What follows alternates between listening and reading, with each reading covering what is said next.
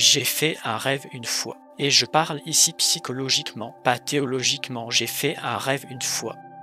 J'étais dans le cimetière d'une vieille église, une vieille cathédrale, entourée de tombes et il y avait des empreintes dans le terrain où toutes les tombes étaient. Et tout d'un coup, les tombes ont commencé à s'ouvrir. Et c'était un cimetière où de grandes personnes, de grands hommes du passé avaient été enterrés. Et donc la tombe s'est ouverte et un roi armé s'est levé et puis une autre tombe s'est ouverte et un autre roi armé s'est levé et cela s'est produit tout autour de moi. Et c'était des personnages très formidables. C'était vrai, c'était les grands héros du passé et après qu'un certain nombre d'entre eux soient apparus sur la scène, ils ont regardé autour d'eux et se sont vus. Et étendus, type guerrier, ils ont immédiatement commencé à se battre. Et la question est de savoir ce qui empêche les grands rois du passé de se battre. Et j'ai eu une révélation après le rêve. Je ne me souviens pas si cela en faisait partie, mais oui, cela faisait partie du rêve. Ils se sont tous prosternés devant le figure du Christ.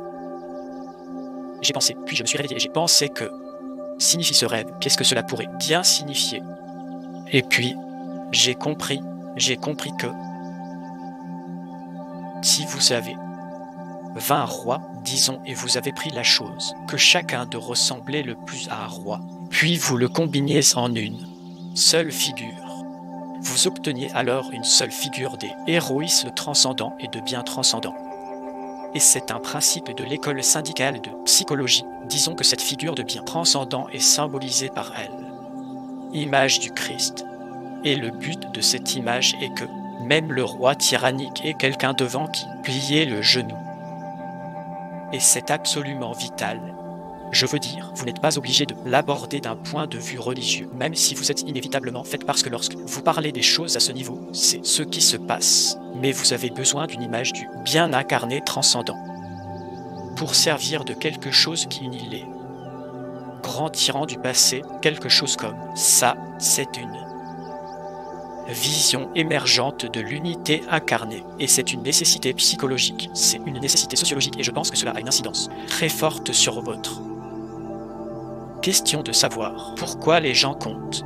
C'est la réponse occidentale classique à cette question, la réponse judéo-chrétienne à cela est parce que vous avez une étincelle de divinité en vous, et cette divinité est le reflet de ce bien transcendant.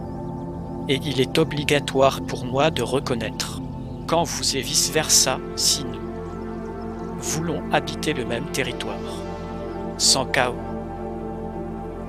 pacifiquement et avec la capacité de coopérer.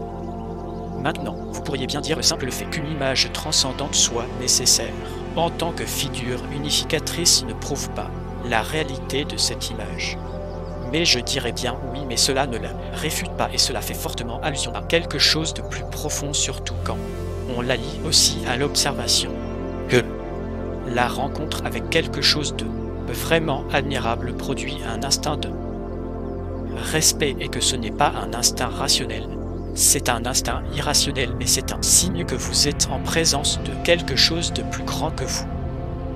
Et ce n'est pas quelque chose sur lequel vous avez un contrôle volontaire, c'est quelque chose qui vous dépasse et cela pourrait facilement être le reflet de la vérité. Vous pouvez faire un argument biologiquement réductionniste à ce sujet, mais cela commence à devenir extraordinairement difficile parce que vous entrez dans le domaine où ces expériences transcendantes de signification religieuse et de crainte sont un phénomène phénoménologique et réalité psychologique et ce n'est pas facile d'expliquer pourquoi c'est le cas.